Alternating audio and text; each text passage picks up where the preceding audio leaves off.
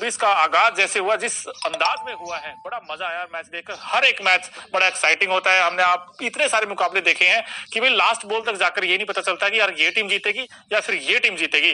तो चलिए आज हम बात करते हैं एक ऐसे मैच की जिसमें बेंगलुरु बनाम पंजाब का मुकाबला होगा, और ये मैच होगा बेंगलुरु में। अब छोटा मैदान है, अब ऐसे में इसकी डायमेंशंस क्या होंगी, पिच रिपोर्ट क्या होगी, दोनों टीमों की प्लेइंग 11 क्या होगी, उस पर हम बात करेंगे इस वीडियो में। तो अंत तक देखना और इसमें पता चलेगा कि भाई क्या बेंगलुरु की टीम यहाँ पर जीत सकती है ये मुकाबला। क्योंकि बेंगलुरु का जो पहला मैच था सीएसके के साथ, वो मैच वो हार गए थे। बड़ा इंपॉर्टेंट मैच था, लेकिन उनका आगाज हार के साथ हुआ था। लेकिन दूसरी तरफ अगर आप देखोगे तो पंजाब की टीम है, वो पंजाब की टीम जिन्होंने पहला मैच बड़े खूबसूरत अंदाज में जीता था, और जो मिडिल ऑर्डर है उन्होंने बड़ा इंप्रेस किया था। तो सबसे पहले बात करते हैं इस मुकाबले की, जो बेंगलुरु में होगा एम चिन्नास्वामी स्टेडियम पर, और ये मैच खेला जाएगा शाम 7:30 बजे।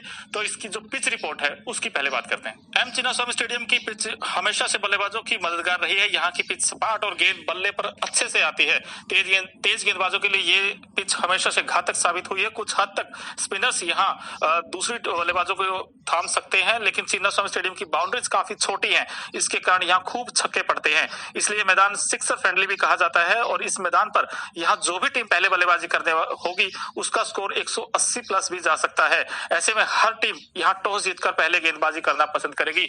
तो देखिए ये जो पिच रिपोर्ट है ये कहती है कि जो भी टीम पहले टॉस जीते वो पहले बल्लेबाजी करे। क्यों? क्योंकि ये मैदान छोटा है, और ऐसे में जो स्क्वायर बाउंड्री है वो काफी छोटी होती है। ऐसे मैक्सवेल जैसे तूफानी बैट्समैन के लिए चीजें आसान हो सकती है। और ऐसा नहीं सिर्फ मैक्सवेल बल्कि विराट कोहली के लिए भी, क्योंकि विराट कोहली भी वैसे 3D प्लेयर है, हर तरफ शॉट्स खेलते हैं। और दूसरी तरफ अगर पंजाब की बात करोगे तो वहां पर दो ऐसे बैट्समैन हैं जो स्क्वायर द बाउंड्रीज बहुत अच्छा हिट करते हैं, चाहे लियम लिविंगस्टोन की बात करें या फिर सैम करन की बात करें। तो ऐसे में एक्साइटिंग मुकाबला ये हो सकता है दोनों टीमों के बीच। और वैसे अगर हेड टू हेड देखें दोनों टीमों का, तो वहां पर भी आपको ये हम दिखाते हैं। Punjab versus Bengaluru IPL head to head की हम बात करें तो अब तक 31 मैच इन दोनों टीमों के बीच खेले गए हैं। बेंगलुरु ने 14 मुकाबले जीते हैं, जबकि पंजाब की टीम ने 17 मैचेस जीते हैं। तो यहाँ पर भी आप देख सकते हैं कि बेंगलुरु से ज्यादा पंजाब ने मुकाबले जीते हैं। तो ऐसे में पंजाब वर्सेस बेंगलुरु, अब दोनों में फॉर्म प्लस कॉम्पोजिशन यानी जो प्लेइंग 11 होगी वो सब कुछ डिपेंड करेगा, क्योंकि जिस कॉम्बिनेशन के साथ दोनों टीमें जाएंगी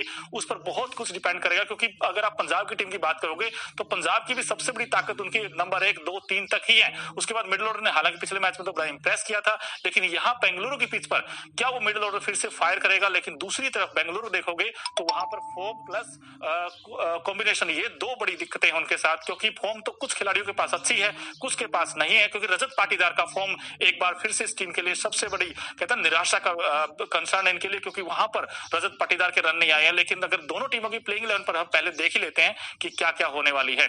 पंजाब की प्लेइंग 11 की बात करें तो शिखर धवन जो कि कैप्टन होंगे इस टीम के, Jonny Bairstow, Sam Curran, Liam Livingstone, Jitesh Sharma जो कि विकेट कीपर होंगे, शशांक सिंह, हरप्रीत बराड़ जिन्होंने अच्छी गेंदबाजी की थी पिछले मैच में, और इसके अलावा हर्षल पटेल बड़े महंगे साबित हुए थे, क्योंकि हर्षल पटेल के एक ही ओवर में 24 रन पड़े थे। और वहां पर अभिषेक पोरेल जो कि दिल्ली कैपिटल्स के शानदार बैट्समैन थे, उन्होंने आकर रन बनाए थे। उसके बाद कगिसो रबाडा, राहुल चहर, ये एक मिस्ट्री स्पिनर हो सकते हैं इस टीम के लिए, और बेंगलुरु में स्पिनर को भी मदद कर सकती है विकेट। तो ऐसे में राहुल चहर इस टीम के एक्स फैक्टर भी साबित हो सकते हैं। उसके बाद अर्शदीप सिंह जो डेथ में अच्छी गेंदबाजी करते हैं। तो ये कुछ प्लेइंग 11 हो सकती है पंजाब किंग्स की। तो इसमें 2-3 बड़े अच्छे नाम आपको दिखेंगे जो मैच विनर हैं। शिखर धवन, इनका फॉर्म के ऊपर थोड़ा कंसर्न है, क्योंकि एक 99 की इनिंग आई थी पिछले सीजन, उसके बाद फीका परफॉर्मेंस रहा था, और पहले मैच में भी सिर्फ 22 रन बनाकर चले गए थे। तो ऐसे में पंजाब की टीम को अगर अच्छा करना है तो उनके गेंदबाजों को भी अच्छा करना पड़ेगा, उनके बैट्समैनों को भी अच्छा करना पड़ेगा, और खासकर टॉप ऑर्डर को फायर करना पड़ेगा। क्योंकि पिछला मैच तो ठीक है, चलो मिडिल ऑर्डर ने बचा लिया था, लेकिन इस बार अगर इनको बेंगलुरु को हराना और बेंगलुरु में हराना है तो इनके लिए सबसे बड़ा चैलेंज होगा। क्योंकि दूसरी टीम जो है वो काफी मजबूत है, क्योंकि उनकी बैटिंग नहीं बल्कि बॉलिंग भी दमदार है। तो इसलिए एक बार नजर डालते हैं प्लेइंग 11 पर, जो बेंगलुरु की क्या हो सकती है पंजाब के खिलाफ। बेंगलुरु की प्लेइंग 11 की बात करें तो वहां पर फैफ डु प्लेसिस जो कि कैप्टन होंगे इस टीम के, Virat Kohli, Rajat Patidar, Glenn Maxwell, Cameron Green, Dinesh Karthik, Anuj Rawat जो कि विकेट कीपर होंगे। पिछला मैच इन्होंने जब खेला था बड़ा इंप्रेस किया था सीएसके के साथ। इसके अलावा करण शर्मा जो कि स्पिनर होंगे इनके, और लॉकी फर्ग्यूसन। अब ये लॉकी फर्ग्यूसन हो सकता है अल्जारी जोसेफ की जगह आ जाए, क्योंकि पॉसिबल प्लेइंग 11 है इसमें। लॉकी फर्ग्यूसन एक ऐसे गेंदबाज हैं जो बड़े किफायती रहते हैं, कंजूस गेंदबाज है, बहुत कम रन देते हैं, और डेथ द हार्ट, ये अच्छी गेंदबाजी करते हैं, ब्लॉक होल में गेंद डालते हैं। मयंक डागर, इनका भी बड़ा इंपॉर्टेंट होगा, और मोहम्मद सिराज।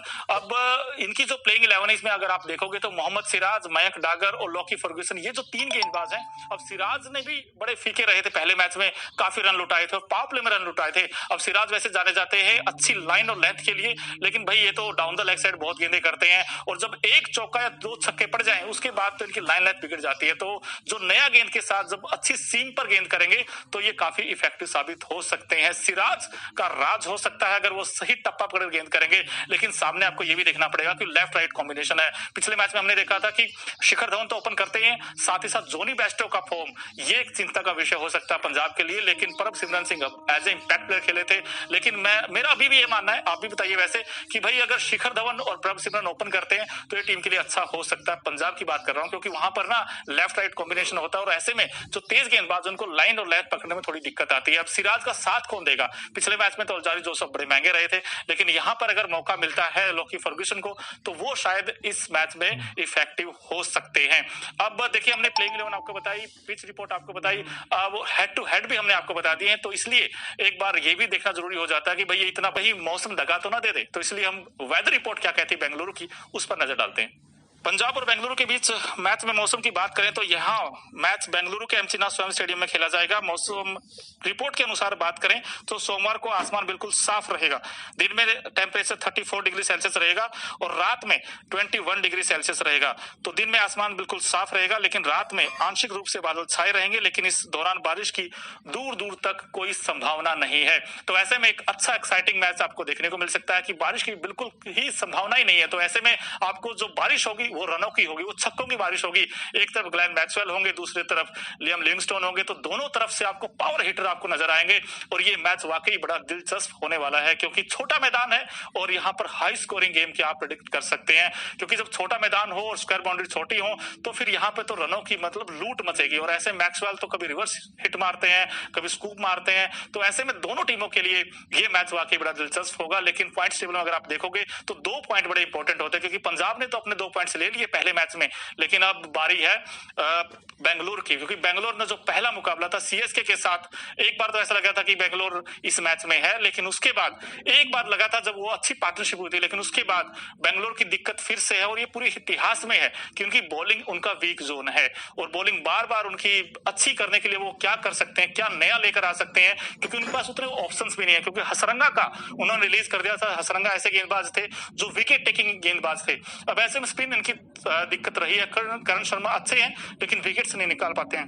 बेंगलुरु वर्सेस पंजाब, अगर हेड टू हेड मैचेस की आप बात करोगे, 31 मैच इस दोनों टीमों के बीच खेले गए हैं, और उसमें 17 मैच पंजाब ने जीते हैं, और जो बेंगलुरु ने जीते वो कम मैचेस जीते। तो आप यहाँ से आइडिया लगा सकते हैं कि पंजाब की टीम हॉट फेवरेट हो सकती है इस मुकाबले में, क्योंकि पंजाब ने ज्यादा मैच जीते हैं। पंजाब और बेंगलुरु के बीच अब तक 31 मैच खेले गए हैं, जिसमें बेंगलुरु ने सिर्फ 14 मैच जीते हैं, लेकिन पंजाब की टीम ने 17 मैच जीते हैं। तो हेड टू हेड में भी पंजाब की टीम आगे नजर आती है, और ऐसे में अगर बेंगलुरु में पंजाब जीतता है तो ये आंकड़ा और बढ़ जाएगा और पंजाब के पक्ष में आ सकता है। लेकिन बेंगलुरु के लिए सबसे बड़ी चुनौती होगी कि शिखर धवन एंड कंपनी को रोके तो कैसे रोके, उसके लिए आपको अच्छा कंबाइन परफॉर्मेंस देनी पड़ेगी, और ना सिर्फ बैटिंग बल्कि बॉलिंग में अच्छा करना पड़ेगा। और मिडिल ऑर्डर इनकी दिक्कत रही है, तो मिडिल ऑर्डर में भी इनको अच्छा करना पड़ेगा। लेकिन बेंगलुरु के लिए सबसे बड़ा अगर कोई कंसर्न है तो वह रजत पाटीदार का फॉर्म। अब रजत पाटीदार आपको नहीं देखा होगा इंडिया वर्सेस इंग्लैंड सीरीज में, वहां भी वो स्ट्रगल कर रहे थे, और स्पिन के अगेंस्ट जो अच्छा बैटिंग करते हैं, लेकिन अब तो स्पिन ही उनकी सबसे बड़ी कमजोरी बन गई है। कभी कभी ऐसा होता है ना, किसी बैट्समैन की जो ताकत होती है वही कमजोरी बन जाती है।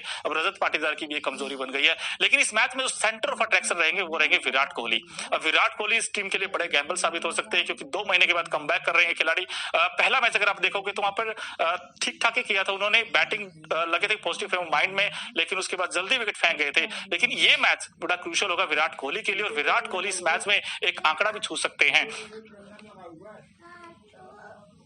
इस मुकाबले में आरसीबी के स्टार बल्लेबाज विराट कोहली के पास 377 टी20 मुकाबलों का अनुभव है, और जिसके दौरान वो 12,015 रन बना चुके हैं। विराट के नाम टी20 फॉर्मेट में 800 हैं और 91 हाफ सेंचुरीज हैं। ये मैच भी आरसीबी के होम ग्राउंड पर खेला जाएगा, तो ऐसे विराट को कैप्टन के तौर पर चुनना एक अच्छा फैसला हो सकता है। अगर आप फैंटेसी टीम बनाते हैं तो आप उसमें विराट को ले सकते हैं, क्योंकि विराट इस समय एक्सपीरियंस बैट्समैन है, और पूरा आईपीएल 2024 में देखोगे तो विराट और रोहित के अलावा शायद ही आपको इस तरीके का एक्सपीरियंस और एक्सप्लोजिव बैट्समैन नजर आएगा, क्योंकि विराट कोहली का जो आप खेलने का अंदाज देखोगे वाकई बड़ा अच्छा है और गेम को चलाना जानते हो, पेस करना जानते हैं इनिंग को। सो ऐसे में विराट कोहली मेरे लिए तो मैं कहता हूँ आपको फैंटेसी लीग आप बना रहे तो विराट कोहली को आप कैप्टन रख सकते हैं। उस तरफ से अगर आपको कोई चुनना हो तो आप लियाम लिविंगस्टोन को चुन सकते हैं, क्योंकि गेंदबाजी भी करते हैं और बैटिंग भी करते हैं। या फिर सैम करन को आप ले सकते हैं, क्योंकि सैम करन लेफ्ट हैंडर है और जिस तरीके की बैटिंग करते हैं, जो उड़ाकर खेलते हैं। पिछले मैच में अगर आप देखोगे तो मैच विनिंग नॉक खेली थी 63 रनों की और उनकी बदौलत ही पंजाब की टीम ने जीत हासिल की थी। लेकिन इस बार पंजाब के लिए कौन बड़ा एक्सपेक्टर हो सकता है, आप भी बताइए। मुझे लगता है शिखर धवन और सैम करन को आप बना लीजिए। और बेंगलुरु की तरफ से देखोगे तो बेंगलुरु में आपको दो विकल्प मिलेंगे, सिराज और विराट कोहली। लेकिन मेरा ये मानना है कि विराट कोहली आप और फैफ डु प्लेसिस ये दो ऐसे बैट्समैन हैं जो अच्छा खेलते हैं और ओपन करते हैं। अगर इस टीम को अच्छा प्लेटफॉर्म दे देते हैं तो फिर आने वाले बैट्समैनों के लिए चीजें आसान हो सकती हैं। अगर आपको दो तीन चीजें और हम बताएं इस वीडियो में कि भाई बेंगलुरु की ताकत क्या है। बेंगलुरु की ताकत है केजीएफ, यानी कि Virat Kohli, Faf du Plessis और साथ ही साथ ग्लेन मैक्सवेल। अब ये इनकी ताकत, लेकिन कमजोरी क्या है इनकी?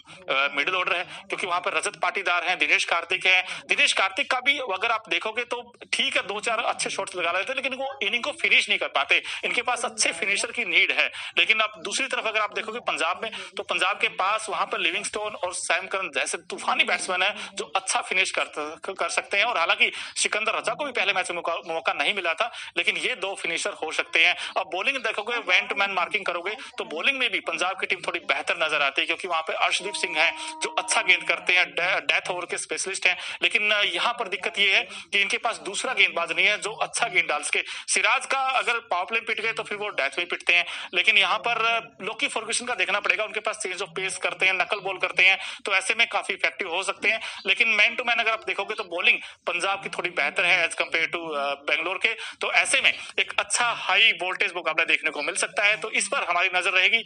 सब्सक्राइब नहीं किया है तो जल्द से जल्द कर लीजिए।